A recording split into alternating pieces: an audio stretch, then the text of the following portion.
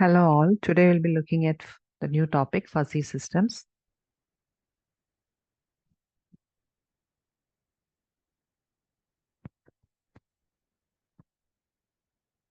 So our first topic is basically fuzzy reasoning and two types of reasoning methods, CMP and GMT. So before going into fuzzy reasoning, we should have a basic knowledge of what is meant by propositional logic and predicate logic. So we'll just look at what is logic first and then move on to the reasoning topics. Okay. So logic is basically the study of structure and principles of reasoning and any sound argument. So you can say that the universe of discourse is a logic that is, it's a set of all the statements that we know, or a set of all the statements. We can also say that it's a proposition. So a proposition is something in which the sentence will have a truth value. That is, either it can be true or false in case of a crisp logic. So logic is not concerned about the meaning or the content of the statement, but only the possible truth values. Okay. So crisp logic asserts that the sentence can be either true or false. So that is the basic idea, that the sentence can be either true or false. So that is very important.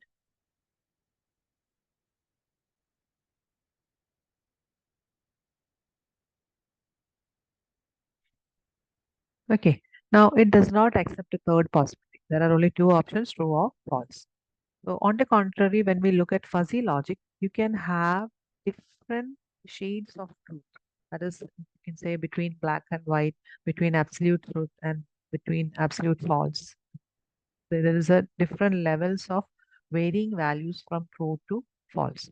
So fuzzy logic, that is why we learned when we learned fuzzy sets, that was the difference between a crisp set and a fuzzy set. So the same concept follows here.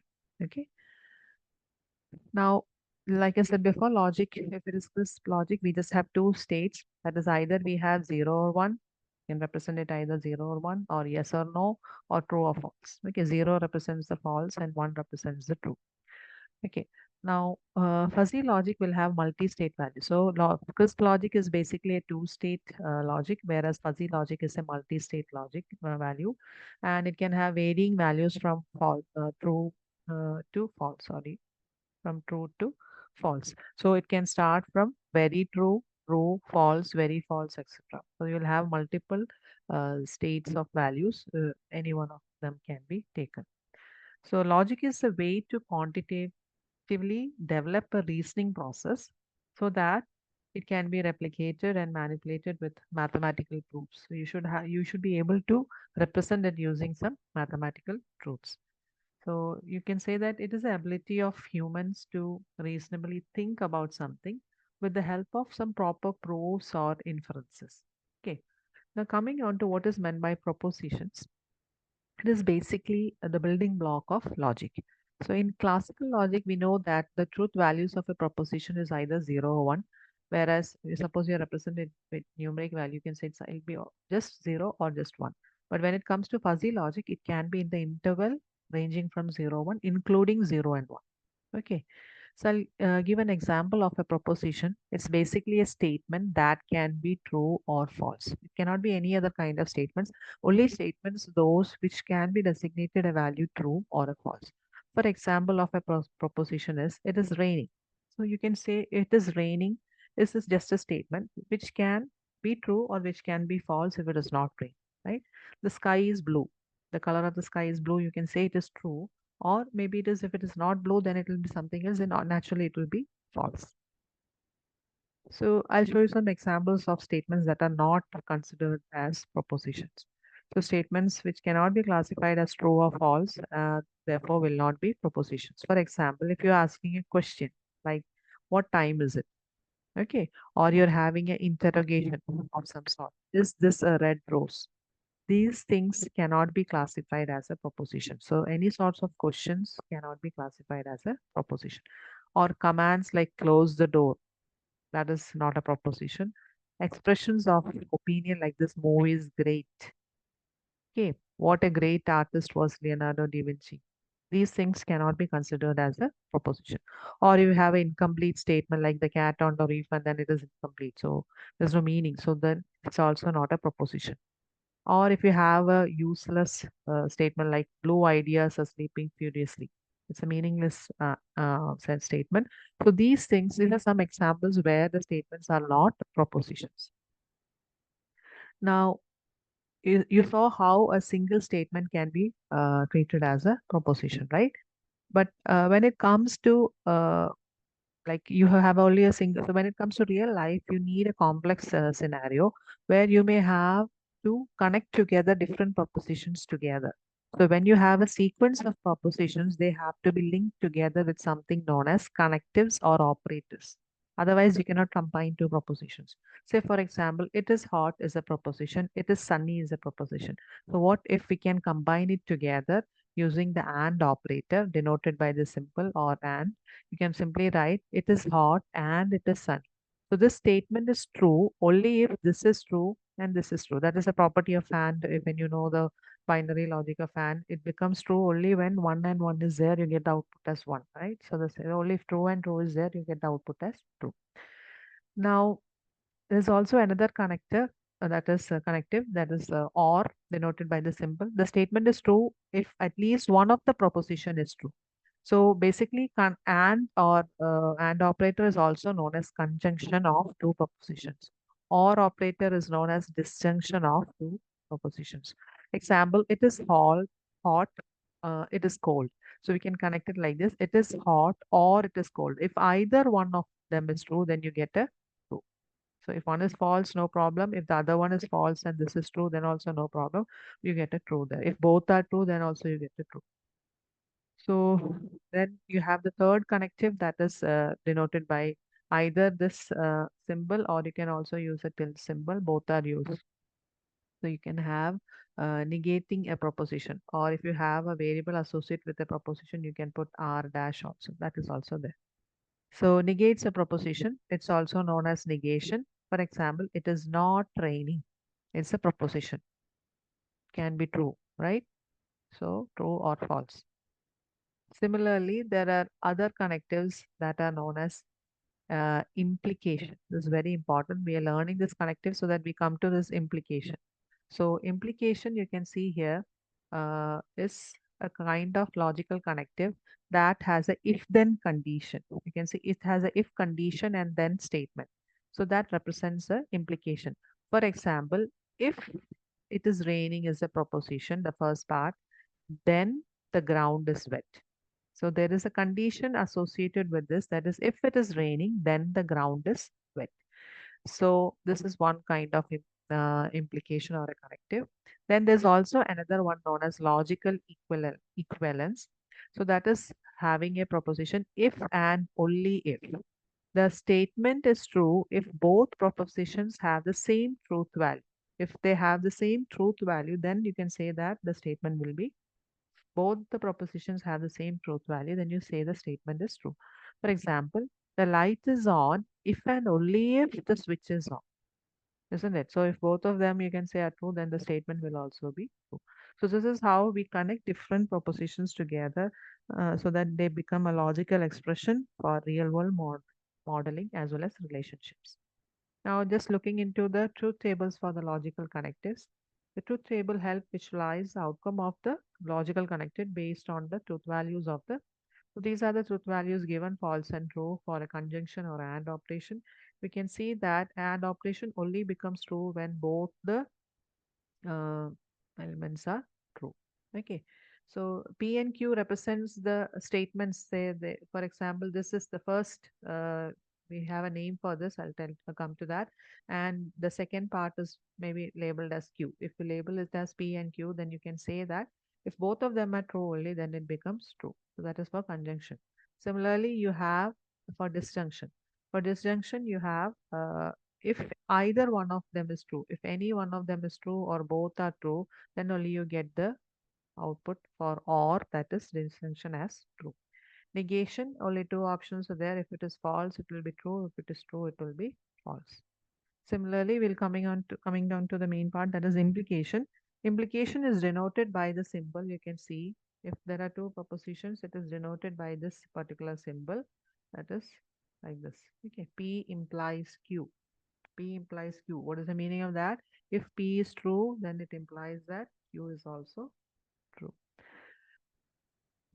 So you can see the basic P implies Q is actually solved by negation of P or Q. This is the basic underlying principle behind it. Negation of P or Q is the output of this. So you can see here if both the conditions are false, that is, if say for example, you can say if it is raining, then the ground is wet. So you can say if both are negated, if both are false. If it is not raining, then naturally the ground is also not wet. So both the conditions you can say will lead you to a true value because both are false, so that is true, right? That is a basic idea. And when you look at this another example that if both are true, this is raining and the ground is also wet, then also the condition what we claim that the ground will be wet when it is if it is already raining, then that is also true. So you can say both of them are true, then you get the output as true. Okay. Now, but there is a tricky part is in this where we have to understand it with the help of this only. That if you solve this individually, you will get the output like this. But when you're looking at a statement, how do you explain it? Like if the first part is true, okay, you call it as the antecedent and the consequent. So if the first part is true and this, sorry, first part is false and the second part is true, then the output is true. So that is we never claim that we cannot say guarantee that if it is false here, if it is false here, that means if it is not raining, we cannot always say that the claim is false because if it is not raining, the ground is wet. So the statement is not written like that. You can see it is only written if it is raining, then the ground is wet. So we cannot claim that if the statement that we cannot say that if it is not raining, the ground is wet. The ground can be wet with many other reasons, right? So this statement is true that if it is raining, then the ground is wet. But the ground can be wet for other reasons also.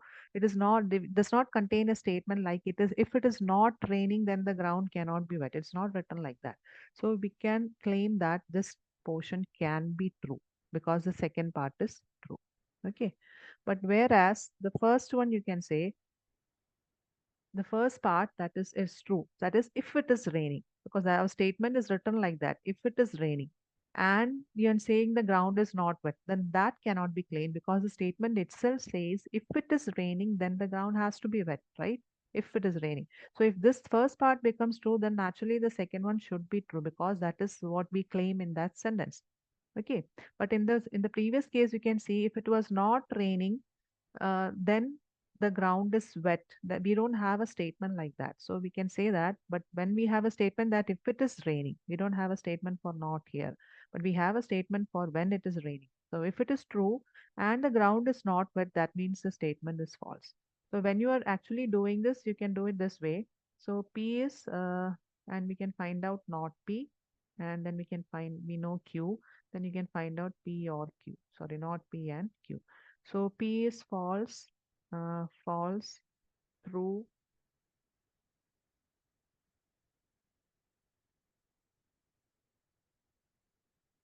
true. So this becomes true, true, false, false. We know Q here is false, true, false, and true. And finding out OR value of not P and Q. Just find out not P and Q. If when you find out this, you know what is OR value, it will become only false when both are false. Okay. So there is one true here. So you have a true here. Sorry, true. There is a true value here. So you find a true here. But here both of them are false. So you get a false here. Here one of them is true. So you get a true here. So this is the output that we received here. See? Okay. So it is basically negation of P or Q. But P implies Q means is negation of P or Q. So coming on to more on propositional logics, they have that is certain limitations that can be because this is actually predicate logic and propositional logic is not directly there in a syllabus, but for learning what is GMP and GNT, you need to know the basics. So you must have already maybe learned this in discrete mathematics. Okay, so proposition logic suffers from certain limitations. So, because some of the statements, even though they are a proposition, they may not be able to claim the correct answer with the conclusion. So there, they invented something known as predicate logic. Now, what predicate logic does is it provides mechanism to capture the inner structure of proposition subject. What is the subject and the predicate relation? Or it also adds some quantifiers like for all, there exist, and so on. Okay, so you'll add something like this so that it becomes more meaningful. So what is a predicate? Predicate is just a group of words like this is a man is a predicate, is a man, is green, is less than, belongs to, etc. Now suppose we add some name of individuals or objects to yield it as a meaningful sentence. So is a man, if we write the name of the person, Socrates is a man. Okay. Then is less than. 2 is less than 4. Belongs to. That hat belongs to me. You have the subject and the object. So you can say that it provides a meaningful sentence now. So the names of the individual are the constants here. Now this can be Socrates, this can be Tom, this can be some other person, anyone can be there, right? So you can have any variable here actually. So a predicate logic is a logic which represents a proposition with a predicate and an individual, or that is the object. Okay. So I'll show you some propositions that are predicate propositions. It consists of predicates as well as objects. So you can say Socrates is a man. The predicate here is a man, and the object is Socrates. 2 is less than 4. Is less than is the predicate here. 2 and 4 are the objects. So you can say the objects can be represented by variable. Just now I said that. Okay, so so you'll have a any value, say x is a man. So you can say that this is an example of any variable that can be substituted that can take a value of the object. So y is green. Z is less than w instead of 2 and 4. P belongs to q. Okay. Now you can say if an individual is mapped to a variable. So you can see here x, y, z, w, p, q, all these are variables. So if an individual is mapped to a variable, then the sentence can have its meaning and we can evaluate the value of that particular proposition. Okay. For example, we substituted instead of x, Tom is a man. And then we wrote his face is green. So his face is the new object that has been added here. So when it refers to the same person, then 2 is less than 4. This has belongs to me. Okay. So you can say Tom, in the first sentence, Tom is an element that is of the universal set man.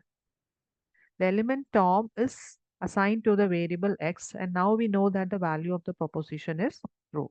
Similarly, in the second sentence, you can see his face is the object here that corresponded to the variable y is green. Okay. And we can evaluate the truth value of the particular proposition.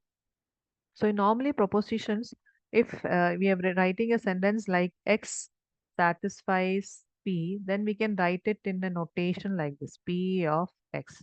So how do you write Tom is a man? So P is the predicate and X is a variable. If Tom is a man is what we have written, then you can take is a man as a function and the variable assigned to it is Tom. So that is what is written here, is a man Tom. So if it was a simple variable, is a man X, is green his face. So this is how we denote it, the predicate logic in the sense. Okay. Now coming on to, so we looked at predicate logic. Now what is meant by, we saw this implication rule before. So an implication or a conditional statement, you can say is of the form, if P then Q. Okay. If P then Q. So you can say that P implies Q is basically written as, you can see here, P implies Q is basically written as if then condition. So this P is this proposition or the predicate that comes here. So you can say P is known as the antecedent. It's also known as a condition because it goes with if or the hypothesis that we are trying to make out. Now this Q is the known as the consequent. These terms are important. So if antecedent, then consequent. So consequent means the conclusion or the outcome or the result. So if it is raining, the first part is a condition, that is the antecedent, and then the ground is wet. The second part is known as the consequent or the result of it. Okay, so that is the basic idea. Now, moving on to different rules of inferences.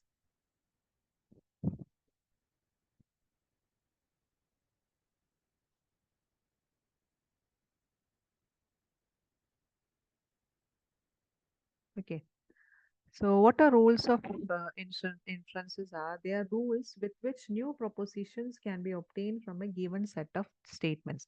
So our aim is to find out new propositions from the existing or old proposition so that we can come to a solution. So there are basically two types of rules of inferences, that is deductive and non-deductive. So we look at only the deductive ones.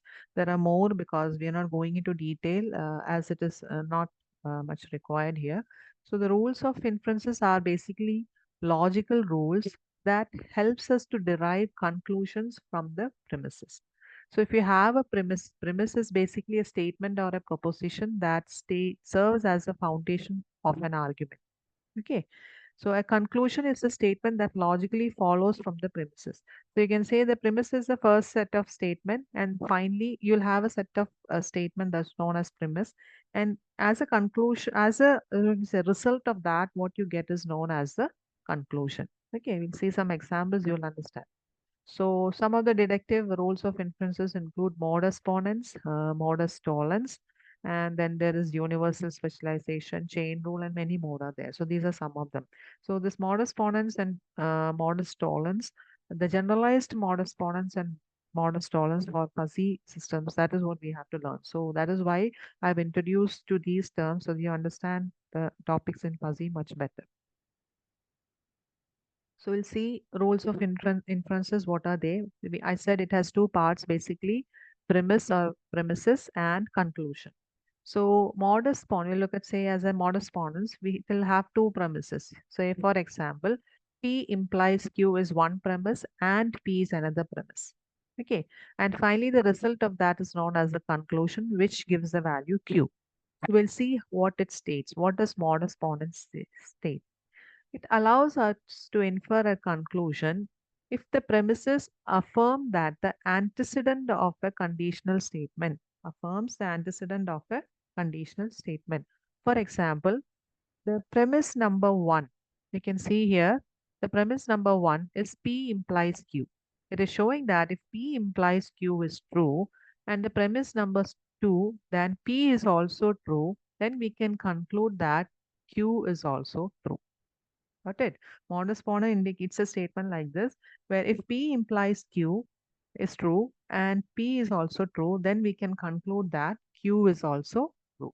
So this is first rule of inference, that is modus ponens. So this is where you see an example, you will understand. Say for example, take two premises which contains of an antecedent and a consequent. So you can see here the car is expensive is the antecedent here. It is comfortable is the consequent here. Now it's a if then rule. Okay. So if the car is expensive, then it is comfortable. Say that so that means this you can label this as P and this as Q. This is showing an implication that P implies Q and the statement is true. Okay. And you have another premise that is P itself. The car is expensive. That is all. So P is also, I don't write this, so it's by mistake, you can imply it as true. So it's not an implication. You can say that.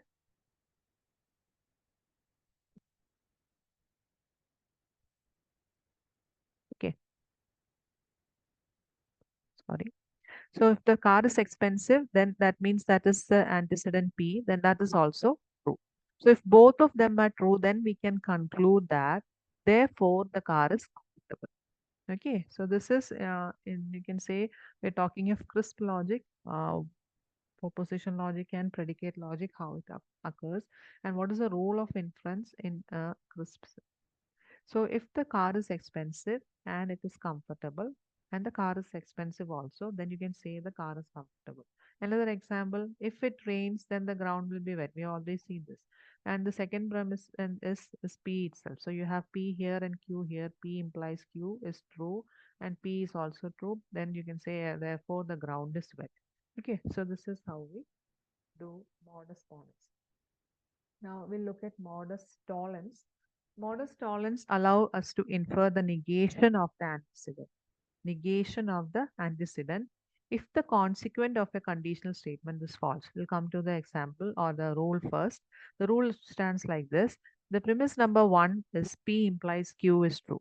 Okay, and the premise number two says that negation of Q indicates a true. Therefore, the negation of the antecedent, that is P, also stands true. So if the consequent is false, uh, if the negation of the consequent is true, then you can say that the negation of the antecedent will also be true.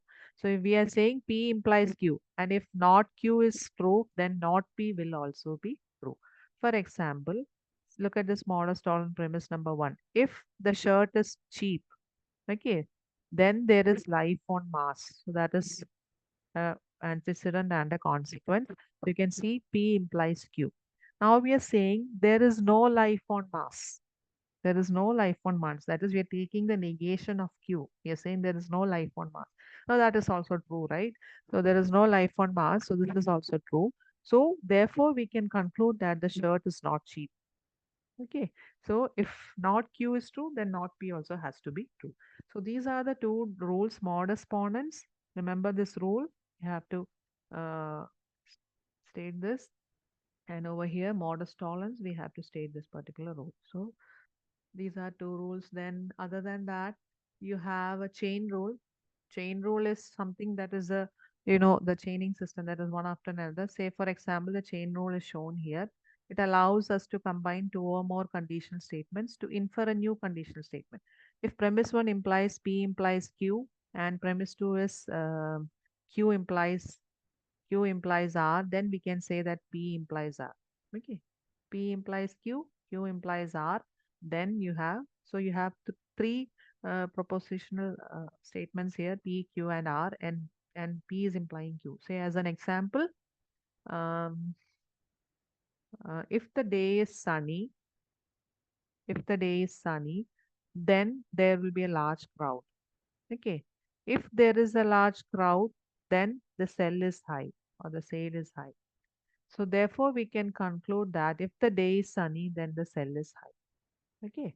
So this is an example indicating from the first antecedent to the last consequent. Okay.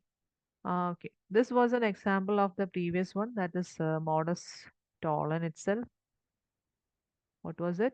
If it rains, the ground will be wet. Our usual example. Now we are saying the ground is not wet. So maybe we can conclude that it did not rain. Okay. So that was known as the modus tollens. So from this part onwards, you have the chain rule. So these three will be enough for learning the topics under fuzzy. Okay. This is another example of chain rule itself. If it rains, the ground will be wet. Premise one. The second premise, if the ground is wet, the plants will grow. So we can say, therefore, if it rains, the plant will grow. Okay. Now coming on to the fuzzy logic basics. The propositional and predicate logic discussed so far are of the crisp area, right? So because there are two valued areas, you have only true or false and nothing else. But when it comes to fuzzy logic, we extend the crisp logic by having infinite shades of truth between absolute truth till absolute falsehood. Okay. So I'll show you some examples of truth values that it can take, because the truth values for the crisp logic is either 0 or 1. They don't have anything else. But suppose that you have some linguistic variables in fuzzy variable like fuzzy set, like instead of false and true, you have some linguistic variables like absolutely false, partly false, neither false nor true, both false and true, very false, partly true, absolutely true, etc. So you can give different values from 0 to 1, varying from 0, including 0 and 1, all the in between values like 0.25, 0.50, 0.50, 0.75. It shows is basically the membership function itself. So this is a truth value. So instead of when you have a truth table for drawing this, instead of having 0, 0, 0, 1, etc., you'll be writing it as 0.25, 0.50, etc. Okay. So that is the difference in look between crisp and fuzzy truth values. Fuzzy proposition. What is a fuzzy proposition? A proposition that can have a fuzzy truth value. Earlier we saw a proposition that can have only a true or a false, nothing else. But now if you have a fuzzy truth value, that is the values ranging from 0 to 1, you call it as a fuzzy proposition. Okay. So if you have a value, say proposition P known as a fuzzy proposition, then the truth value of P is denoted by T of P. You can write it like this, tau of P also, but in some textbooks, it will just T of P. So where T of P is a value is between 0 and 1, including 0 and 1. Okay, just like we saw here. It's any value between 0 and 1. So truth value of that proposition. A few examples are shown in 3.19. You can see here both linguistic as well as the numeric value, both are shown. Say for example, root 2 is a rational number, is a proposition. So suppose the linguistic variable is absolutely false, then you can say the numeric is having a truth value of 0.00. She is very emotional. Usually, if it was crisp, it should be true and false only. And we are saying it is partly true with the numeric strength of 0.70. He is rich, partly false, so it is 0.40. The earth is round, almost absolutely true. It's a very modifiers, two modifiers has been added to true, that is almost absolutely true. So we have a value closer to 1, that is 0.97. The only even prime number is 2. That is also absolutely true. It has a value 1. Okay, so these are some examples of how the truth value is assigned to a particular linguistic. You have different shades of linguistic variables from true till false. Similarly, you can have numeric values from 1 till 0. Now, similarly, here also, like we learned in the CRISP, we have a CRISP logic. We also have a fuzzy logic operations of disjunction, conjunction, then negation, implication, etc. So these are, you can use the same symbols itself for disjunction, conjunction, and you can use the same thing. Okay.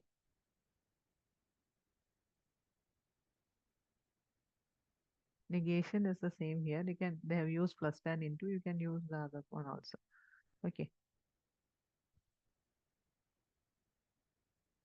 The symbols we used earlier were like this. See, conjunction, disjunction, negation, implication. The same thing can be used here. Okay. Um, okay, sorry.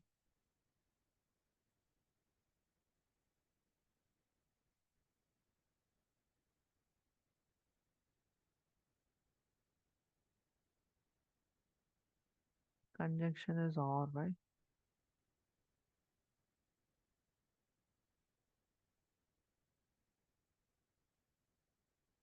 Okay. Now, that is when it comes to the truth value of this, you can say that it is, so conjunction is basically, you can say uh, or one, or you can also represent it by the plus symbol or the V. You can say the truth value of P or Q is nothing but the maximum of either one of the truth values of P or Q. Okay. Conjunction is and by inverted V, or you can use a dot symbol. The truth value of P and Q is minimum of P and minimum of the truth value of P and the minimum of truth value of Q. Negation is like this. It is nothing but 1 minus truth value of P. Implication is also shown like this. In CRISP, when it comes to this, we take the maximum of, there are many options of implications actually. This is just one of them. In most of the textbooks, I have seen this one and sometimes this one. There are actually many equations for that. So you can learn any of them like this. Say, for example, you can say that root value of P implies Q is 1 if truth of P is less than equal to truth value of Q, or otherwise it is 0. Or you can have that it is 1 itself when it is P is the truth value is less than equal to this, or it can be truth value of Q itself.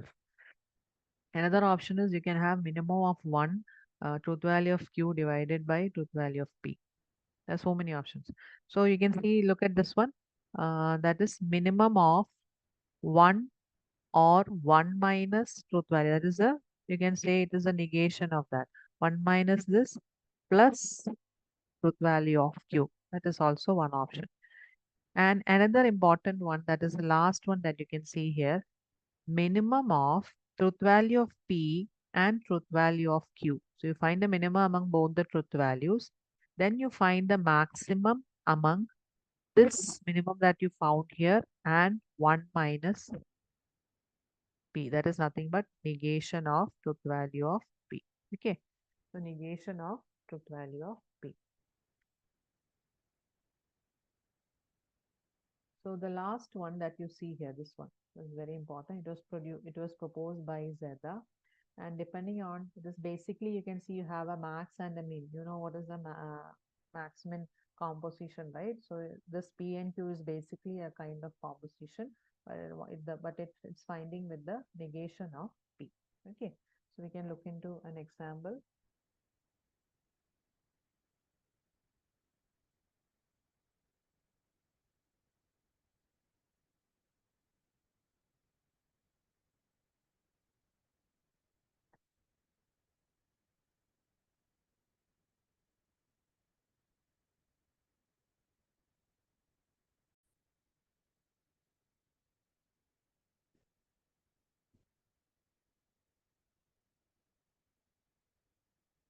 Okay, so this is the example. So before coming to that, let me just wind up this properties or operations also. So the different operations that we already saw before, the same thing, just in a different we have written from a different textbook. That is negation is 1 minus, if A is a proposition, then A negation is 1 minus A. Conjunction is basically AND operation taking the minimum of A and B. Disjunction is the OR operation taking the maximum of A and B. Implication is A implies B. You can take the minimum of 1 comma 1 plus B minus A. Okay. So these are also summarized here. And the other operations of a crisp logic, that is the law of contradiction, law of excluded method, these are not actually there in the fuzzy logic because they cannot be verified. So the same other different properties are also shown here, even the De Morgan's law. You can just go through it. Okay. Now, coming to the example, so let us consider two fuzzy propositions along with their fuzzy truth value. Say it's written here, the first premise is basically Mr. Bakshi is handsome and the truth value of this particular proposition is zero point 0.7. Q, the second proposition is given as Mr. Bakshi is tall and the value is zero point 0.4, truth value is zero point 0.4. So the various fuzzy operations that can be done are fuzzy and or not an implication, right? So we'll do a fuzzy and. So fuzzy and is shown by P into Q, which is nothing but the minimum of the truth value of this and the truth value of this. That is nothing but minimum of 0.7 and zero point 0.4 is zero point 0.4. When it comes to fuzzy or, you take the maximum among both of them. So that is nothing but zero point 0.7.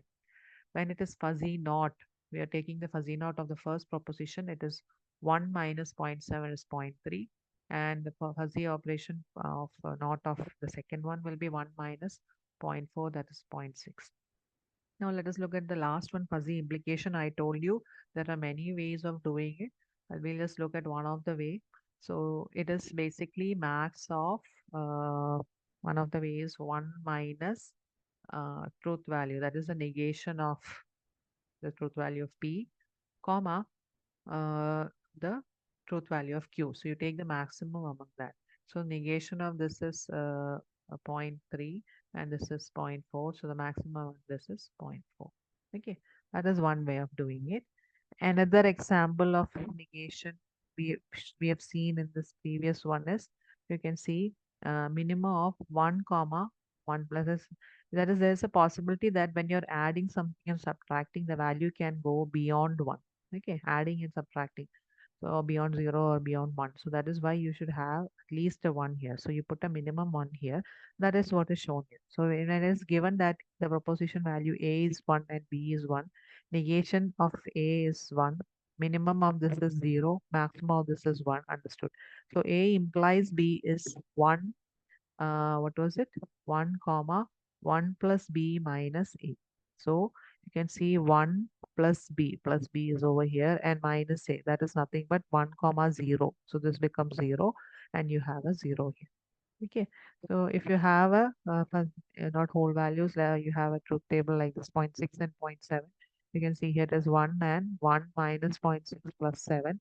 It is a value between 1 and 1.1. So 1.1 is not acceptable here now for the the set. So we have minimum is 1. Okay. Now, fuzzy truth. We learned what is fuzzy truth value, but when it comes to fuzzy sets, how do you relate these fuzzy truth and the fuzzy set? Okay, so fuzzy logic can be related to fuzzy sets by equating the fuzzy truth values to the degrees of membership of the fuzzy set. So how do you connect these two is we take the truth value of the fuzzy logic and we equate it to the degrees of membership in the fuzzy set. So F be a fuzzy set over a universe of discourse U so that X belongs to U. Then what is the truth value of the statement P of the statement P? The statement P is given as X is a member of F. Okay. So what is the statement is the truth value of P will be nothing but the membership function of X under the fuzzy set F. The membership function of X in the fuzzy set capital F. Okay. So see as an example, the fuzzy truth values in terms of fuzzy memberships is what we are going to look into. So you can see here A is a warm color, B is a cool color, be a fuzzy set on the universe of colors that is violet, mauve, magenta, blue, green, brown, yellow, orange, pink. So you have a universe of discourse, a set of colors, and we have two fuzzy sets. A is equal to warm color and B is equal to cool color. So now suppose we are describing the fuzzy membership values of some of the colors from the universe. So the warm colors can be categorized as mauve, brown, yellow, orange, and pink. And the membership values of this is given as zero point 0.2, zero point 0.4, point, depending on how strong the membership. Say pink is a very warm color, so pink has the highest membership value here. Okay. Now cool colors again we have maybe mauve, brown, yellow, blue, and green. Okay. So these are the membership values given to it. So now, then the truth values of the fuzzy proposition when you are given a statement like yellow is a warm color. That is one of the statement, and the second statement is blue is a cool color. Okay, then what will be the truth value of P and Q? It is nothing but the membership value itself. So truth value of P is basically it's taken from the fuzzy set warm color. So mu of yellow, the value of yellow, you can see here yellow. What is the membership value of yellow in warm color is basically zero point 0.6. You can see here, isn't it? Similarly, what is the membership value of the cool color blue? Blue is the cool color, it is written. So you can say the membership value of blue under the fuzzy set cool color is zero point 0.8. So that is what is written here. This is how you equate the truth value with the membership degree of a fuzzy set. So we can say that if A and B are two fuzzy sets on the universe U and the proposition given P is equal to X is a member of A and Q is given as X is a member of B are two fuzzy propositions. And we can say that P plus Q, the truth value of the, you can say that a distinction of these two is nothing but the maximum of truth value of this and the maximum of truth value of this. We have seen this equation before. That is same as writing as the maximum of truth value, the membership value of X in the fuzzy set A and the membership value of X in the fuzzy set B. That is nothing but A union B. So that is A union B. So membership value of A union B for the member X. Okay. So similarly, we can have disjunction also, that is and operation will be taken membership value of A intersection B for the value F. Similarly, negation also, that is say if you're taking A negation for the X value in the fuzzy set A negation, we can have truth value of P negation. Okay. Now coming on to fuzzy rules. Fuzzy rules are also special interest because they are very crucial part of something known as a fuzzy inference system, which we are going to study different types of FIS or fuzzy inference systems. So fuzzy reasoning is basically the, you can say, the base of fuzzy inference systems. So we know what are the rules. We saw that before, if then else, etc. So the core of fuzzy inference system is a fuzzy rule based, which is basically a set of fuzzy rules. Okay, we call it as a fuzzy rule based. So basically, we'll be looking at two types of fuzzy rules, that is if then and if then else. Okay. So an elementary fuzzy rule R is a statement of the form if P then Q. We have already seen this in the case of crisp logic. The same thing applies here.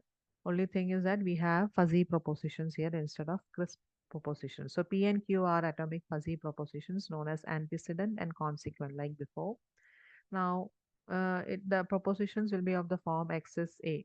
Okay. So you can say that A is a fuzzy set. Capital A is a fuzzy set.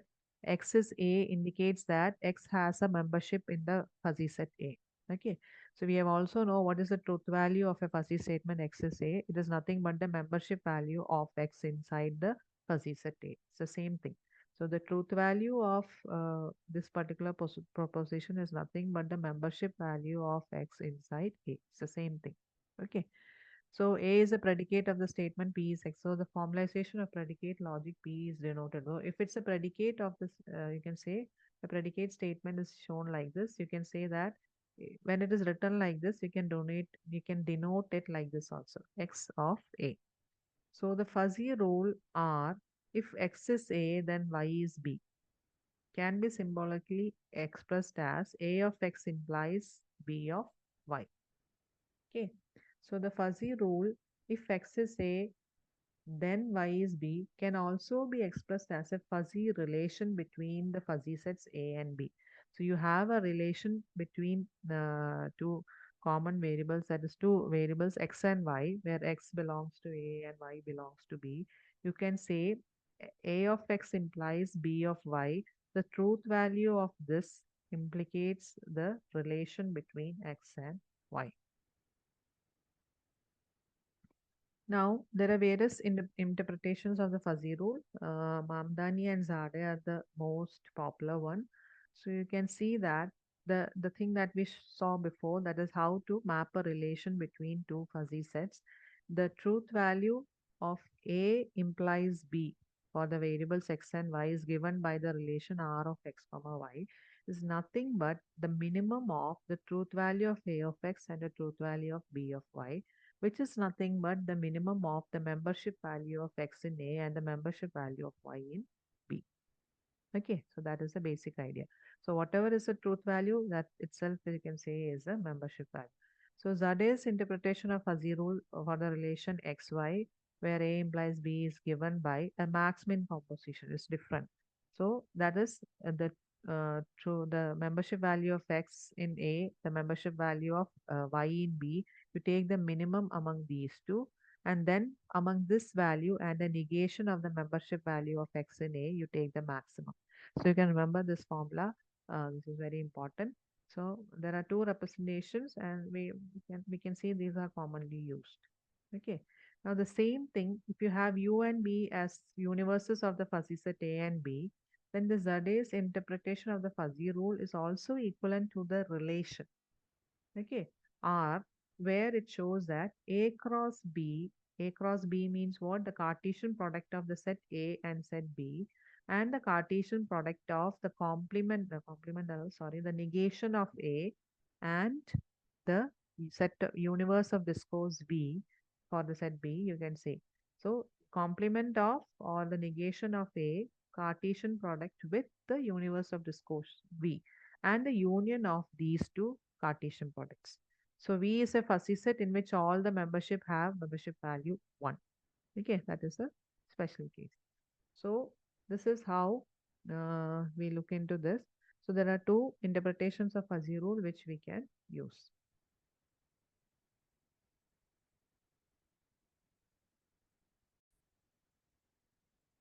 Okay, now this is an example of the ZA's interpretation of fuzzy rules. Suppose that you have a rule given as if the job is risky, then compensation is high, be a fuzzy rule. Now, suppose that as a universe of discourse, you can say that there are four jobs, job one, job two, there because you need to have a category of jobs to define its riskiness. So you have maybe say four jobs here constituting the universe of jobs, that is job one to job four. Now, for each of the job, they'll be having maybe different kinds of compensation. So the compensation is labeled as C1, C2, C3, C4 in ascending order. Okay. So you have four different jobs and the compensation is in ascending order. So the universe of compensation is just simply C1, C2, C3 and C4 that is shown here. Now you have two fuzzy sets, risky job and high compensation. So the base fuzzy the universe of discourse fuzzy sets are job and compensation. You have fuzzy sets, risky job and high compensation. And you can see the fuzzy set is described by risky job and high compensation is shown like this. So as the compensation value, you can see the highest compensation is given here of a strength of zero point 0.8, and whereas there are different jobs 0.8, 0.7, etc. So this is the fuzzy set given. Now looking at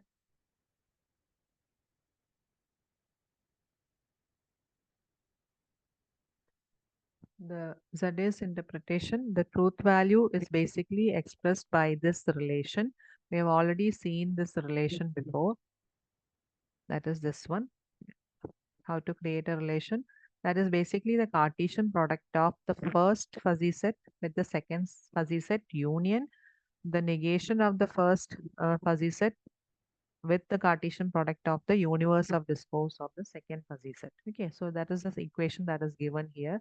So the first fuzzy set is risky job, whereas the second one is high compensation. So you take the Cartesian product of risky job and high compensation, and then we take the union of the negation of risky job with the universe of discourse of high compensation is nothing but simply the compensation where we have C1, C2, C3, C4. Okay, so this is how we have to do. So how do you take the Cartesian product? We've already learned this in the previous lecture. We pair each of the uh, parts, say A1, A2, A B1 together, A1 and B2 A1. How many elements are there? Based on that, we have to pair all of the ordered. We have ordered pairs of this thing, and we take the minimum. So we'll look at that now.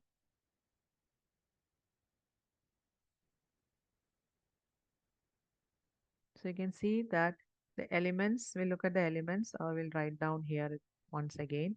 So it is 0.3, 0.8, 0.8, 0.7, and 0.9.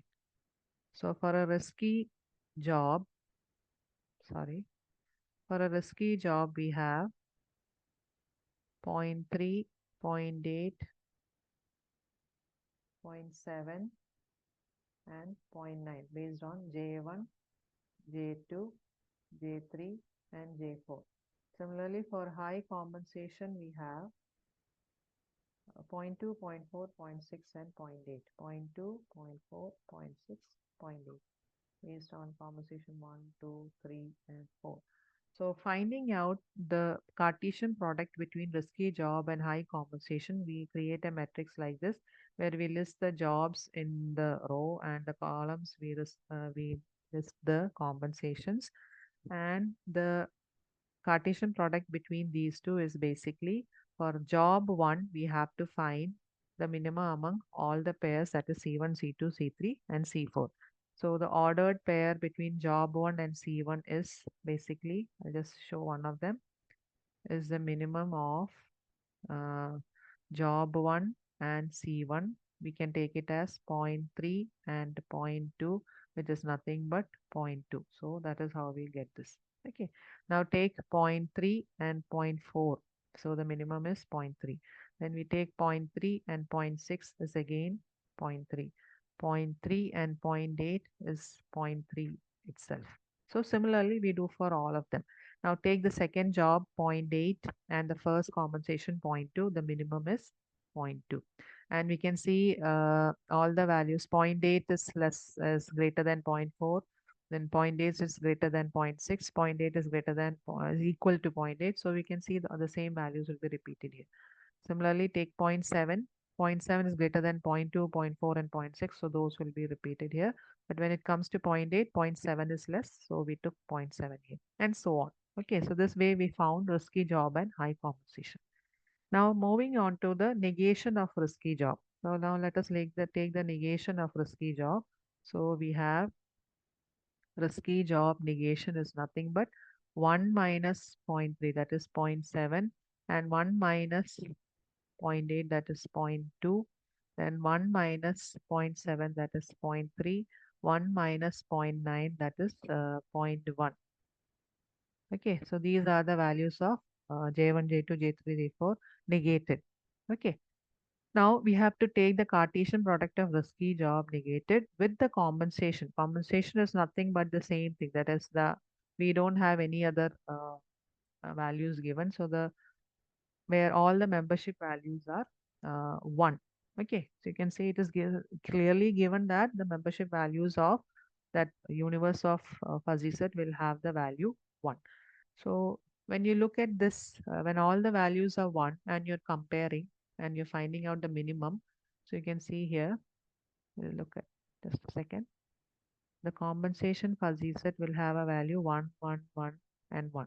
Now we have to compare this one with all the 4. You can see the minimum is 0.7, so all of them will be 0.7. Okay, and compare this one 0.2 with the job 2 with all the compensation. The minimum one is 0.2.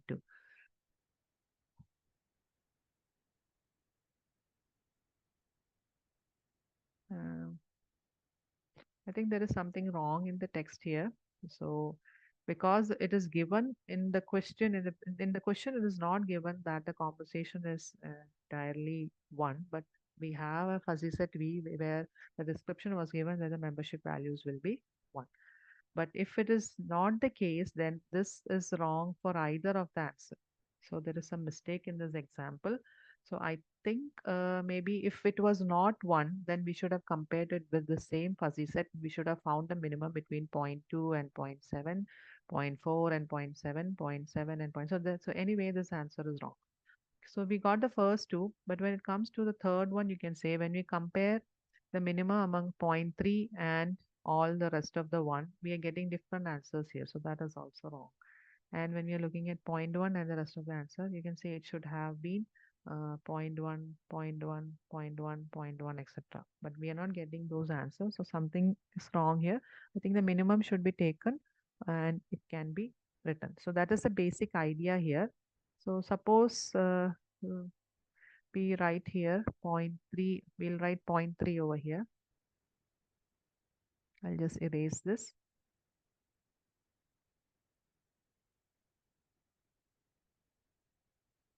Okay, so I think we can get the first two rows are correct. So we can move on the rest with 0 0.3, 0 0.3, 0 0.3.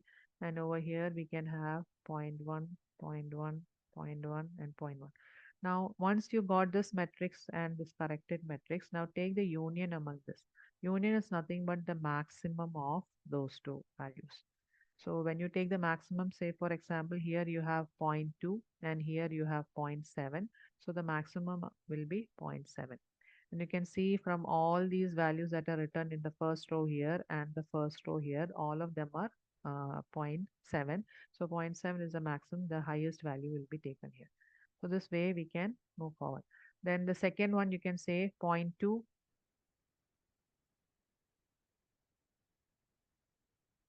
Okay. Now the second one we can say 0.2 and 0.2. This is zero point 0.2. Then the 0.2 and the 0.4. 0.4 is the greatest. 0.2 and 0.2 here, here 0.6 and 0.8. So these are the maximum values. Now let us move on to the next one.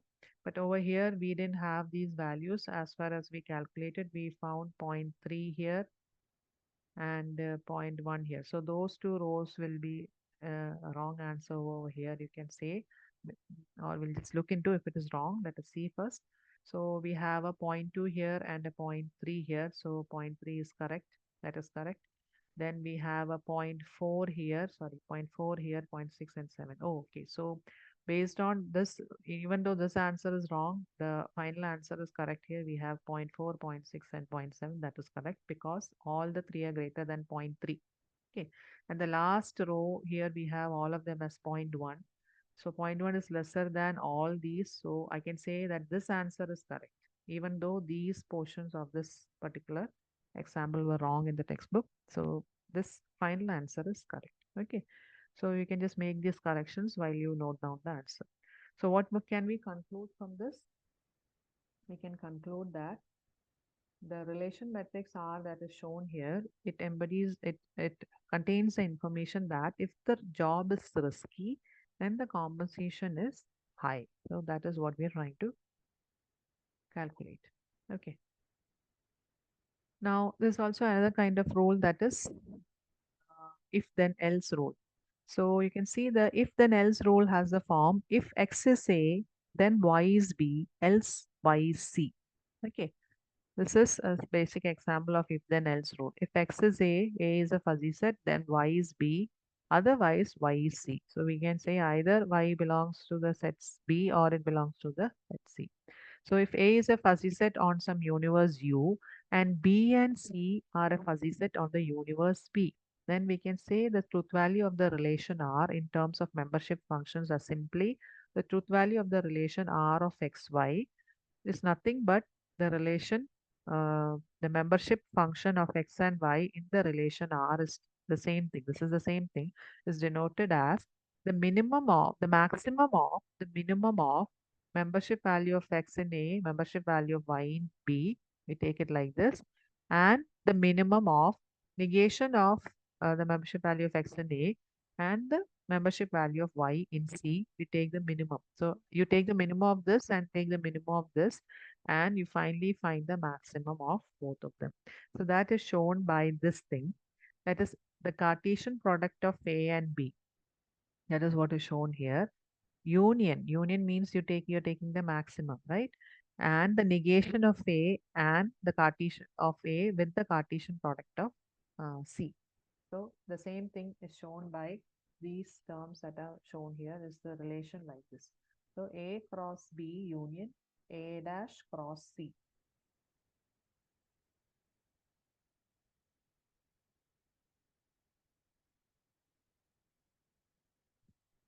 So coming on to fuzzy reasoning. Reasoning is a process of finding new propositions from old proposition. That is how we infer or we come to a solution that is known as a fuzzy inference system. So it is accomplished by because we have in real-time applications itself, you can say if you want to arrive at a decision, we need to find out something. If you do not get the exact input, then how do you predict the output? You need to arrive or derive a particular proposition from the old existing propositions. So it is accomplished by applying the rules of inferences on the propositions that are already known to be true.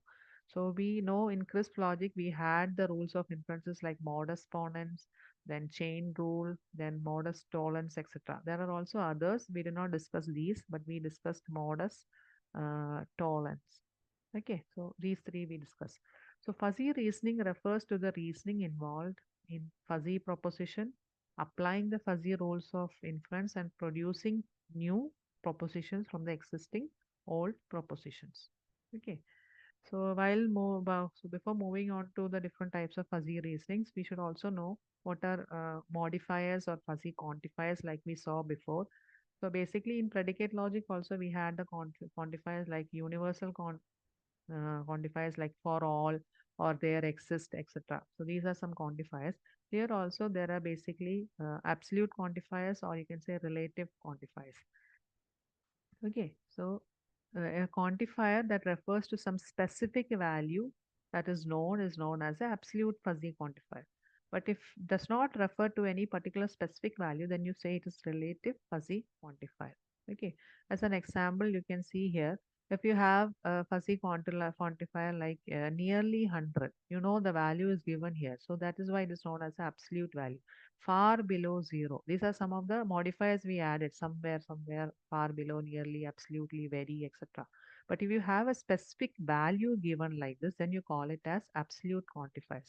But if you're simply able to write it as almost about more or less few, nearly, etc., etc., then you call it as without any specific value, you call it as relative quantifiers. Okay.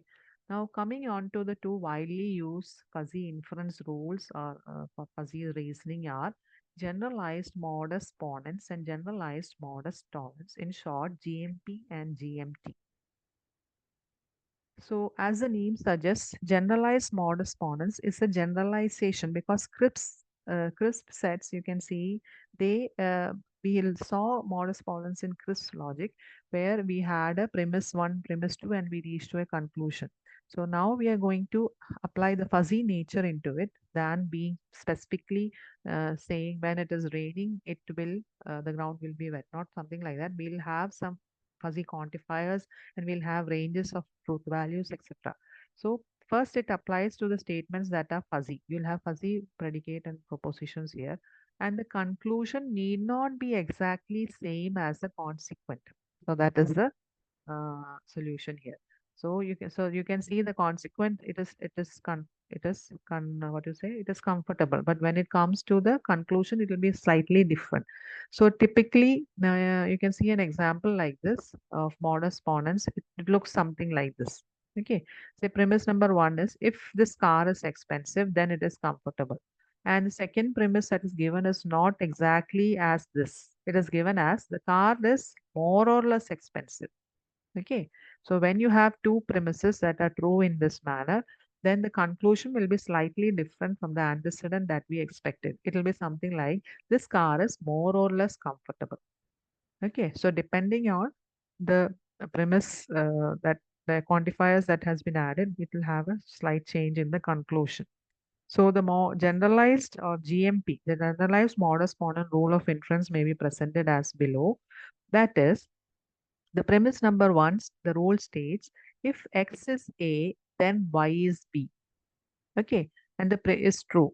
And the premise number two states X is A1. Now, what is A1? A1, or then you will have another thing here, that is, therefore, what we conclude is Y is B1. So, what is A1 and B1? They are not exactly A and B, the fuzzy sets A and B, but they are the modified versions of the fuzzy sets A and B respectively. So all of them, A1, B, B1, all of them are fuzzy statements, the fuzzy sets in that particular statement. Then you can say A1 and B1 are the modified versions of A. So you can say here, um, the fuzzy rule, it allows this GMP, it allows us to handle these in-between situations where things are exactly completely true or completely false. Okay, so it is useful in, you can say, in real life applications like controlling applications where fuzzy controllers are used, where we need to make some decisions in uncertain situations for automating the systems, because we do not know, maybe you have written a set of rules for some kind of inputs that they should be the output. So you need to apply this fuzziness nature there, which will help you to convert these situations into a modified version and give you the in-between answer. Okay, so that is the basic idea. Another example I can give you is, say, if I write premise one as if the temperature, if the vendor, we'll just simply write if temperature is high, then we say then fan speed is fast. So if this is one of the premise, and the second premise that I'm writing is the temperature is moderately high. Okay, is moderately high. So what will be the conclusion of this? The conclusion is therefore the fan speed is moderately high. We can conclude like this. Okay, so what is the rule? It is saying that when the temperature is high, the fan should be fast, right? But if the temperature is not exactly high, but moderately high, then we need to adjust to a conclusion that the fan should be moderately fast. Okay, so sorry, it's not high. It should be moderately fast. Okay, so GMP is allowing us to handle these in between situations. So the generalized modus ponens described above, it shows you uh, the fuzzy inference, and the Zeta interpreted fuzzy inference in terms of Max-Min compositions are also used here. So that is what is shown here. That A and A1 be fuzzy sets on the universe U, and B and B1 be the fuzzy sets on the universe B. Then the truth value of the conclusion Y is B1. That is the conclusion, right? Y is B1. So when the truth value of the conclusion in terms of membership functions is obtained as follows. The truth value of y is b1 is nothing but the membership function of y in b1 is nothing but the max min composition of this. So you take the minimum of the this one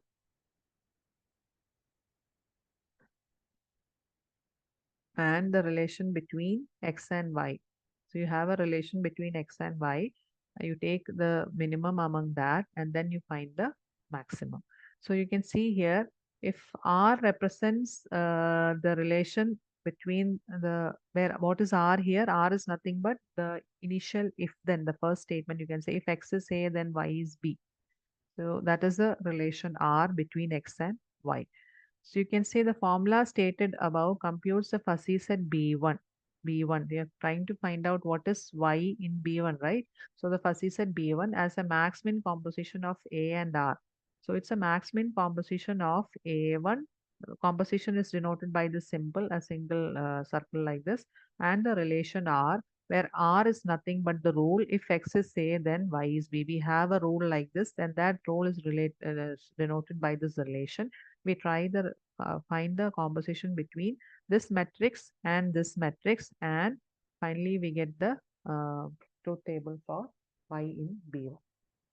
So you can see, we'll see this example how this maximus composition is done. This is the membership value, this is a matrix, this is another matrix. For each row you take the minimum and then you take the maximum. You see how it is done. So this is an example you can see.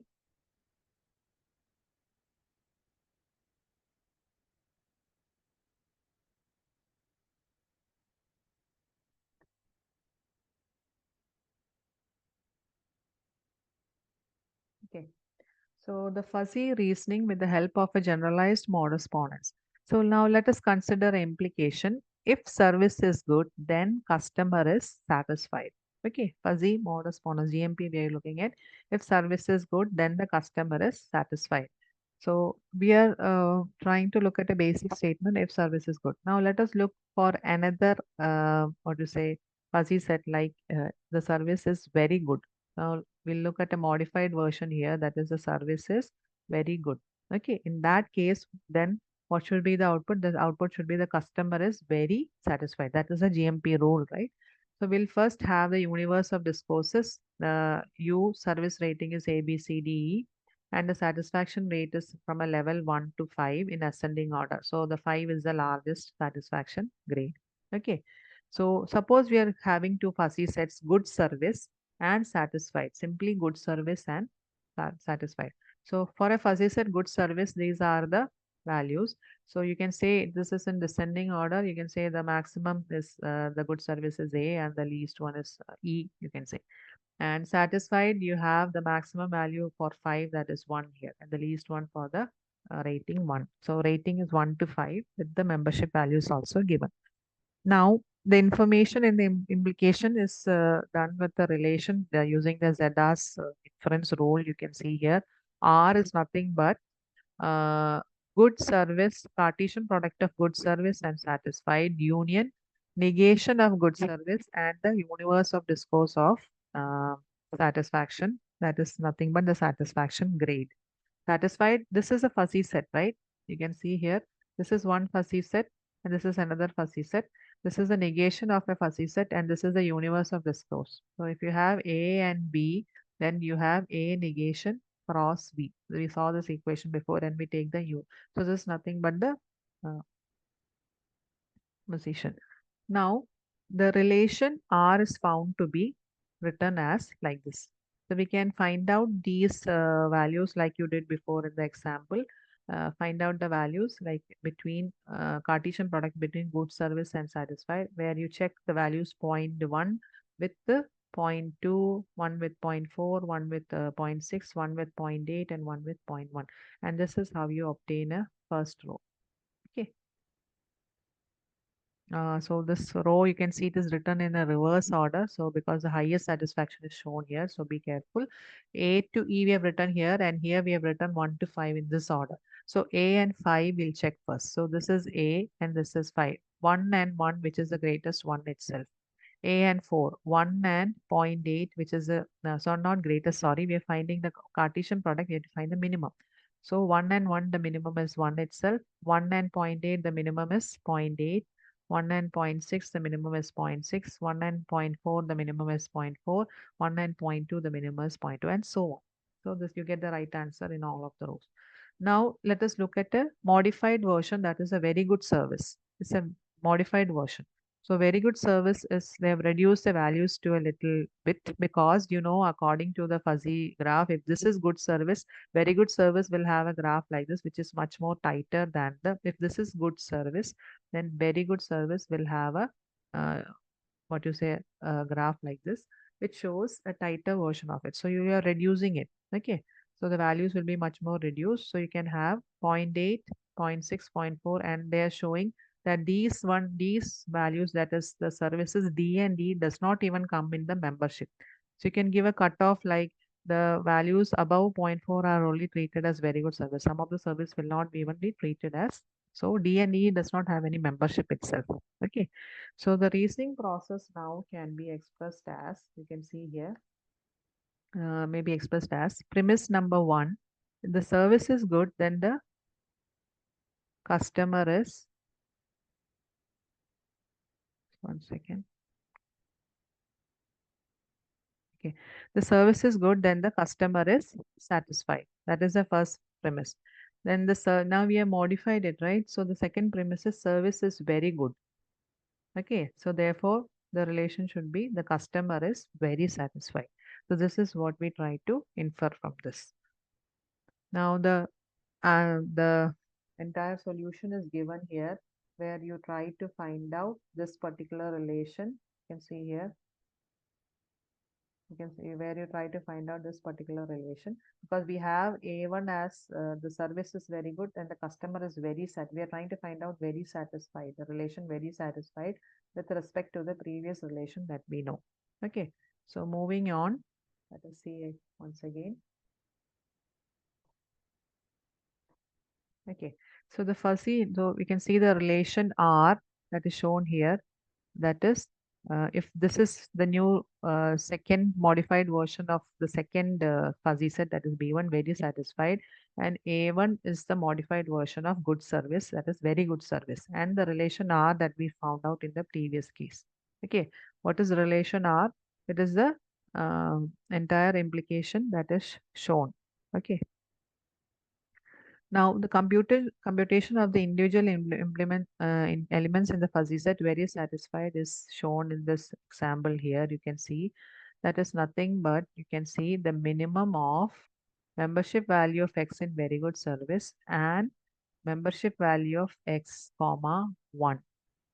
Okay, we are taking the first one represents the rating. So if you're taking the first very satisfied rating 1, similarly very satisfied of rating 2, the rating 3 in very satisfied 4 and 5, all the 5 are taken. So we have, so the Y value, you can see here the formula that gives here is,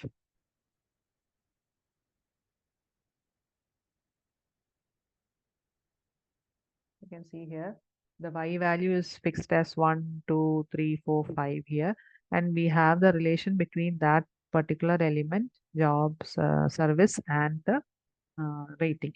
So minimum of A1, X in A1, and relation between X and Y. That is what is written here. So here minimum of X in A1, A1 is a modified one here, A1, and X and Y, Y is fixed here. We are taking for 1 only. So we have to find out each of the values. So that is nothing but if they've expanded the value here, maximum of minimum of A1, maximum of the value B for B1, then C and C1, D and D1 for the job or the service E and E1. The relation between that is the membership value of that particular service in very good service, comma, the relation between that job and the rating 1. Okay, so every time the job is changing. Initially it was A and then you compare it with 1. When the job is B, you compare B with 1. When it is C, you compare with 1 and so on. Now let us look at the values. You get 0.8 and zero point 0.2. You can see here.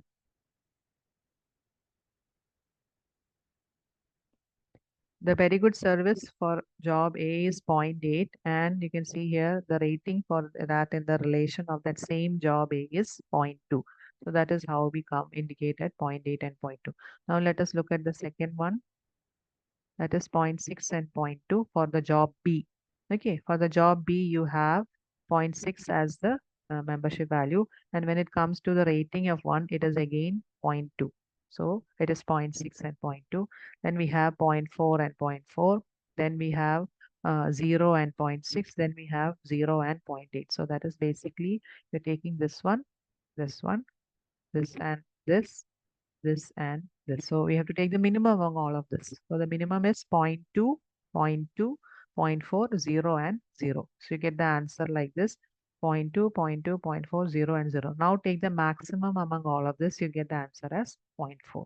So that is why the customer with the rating of 1 has a membership function value of 0.4. Okay, similarly, we can find for all of them and we get the answer like this. This is a new fuzzy set that we got. So hence we can conclude that the customer is very satisfied depending on defined by this particular fuzzy set. Okay. Similarly, we have generalized modus tollens also. The second one, we have already seen an example in the CRISP set. So as in the case of modus tollens in CRISP, this is something similar. So here we are looking at as in the case of generalized modus ponens, this is also a generalization of the CRISP modus tollens. So example of the rule is given here. Say if this car is expensive, then it is comfortable. That is the first premise. Now we write a statement that is a car is that comes to we saw that it was a negation in case of modus tollens in CRISP set. Okay, in a CRISP logic. So now we are looking at something, a value that is, if it is the rate of comfortable is saying it is more or less comfortable. So it's not that much. So it's something similar to negation, but not exactly negation. So you can say this car is more or less comfortable. We are negating the consequence here. This consequence is, so we are moving on to a value in the graph. You can say if this is the rate of comfortable, then this will be more or less comfortable. So you can say more or less comfortable is shown here. So what is the meaning or the conclusion of that? We have to negate this. In case of CRISP modus tollens, we used to negate this. So, but now here we are saying this particular quantifier is taken and we are saying it is more or less expensive. So what is this? We are saying that it's in modus tollens in a simple crisp logic. It was, you can say it was negation of the first one, and then sorry, of the second one. We say it was negation of the first proposition. But now we are going to look at fuzzy set. So it is slightly different. You will have two different things like A1 and B1, where you write if X is A, then Y is B is true. That is the first premise. And you say X is B1, where you know that B1 is a modified version of B. Okay. Then we can say that Y is A, where A1 is a modified version of A. So you can say the relation is basically a max-min composition of B1 and R. Okay. B1 and R to compute A1. So it is also shown with this relation that we showed in the previous one. The only difference is it is B1 and R. So it is B1 of Y of B1 and the relation between X and Y. Membership value of X and Y and the membership value of Y in B1. We take the minimum among that and then we take the maximum. So what we are trying to prove here is that X is A1. That is the conclusion, right? X is A1. So we write mu of X is represented by this one. Another example is if a man is honest, then he is happy. This man is most probably happy. So we can say that therefore the man is most probably honest. Okay. So this is the basic idea. Okay. Thank you.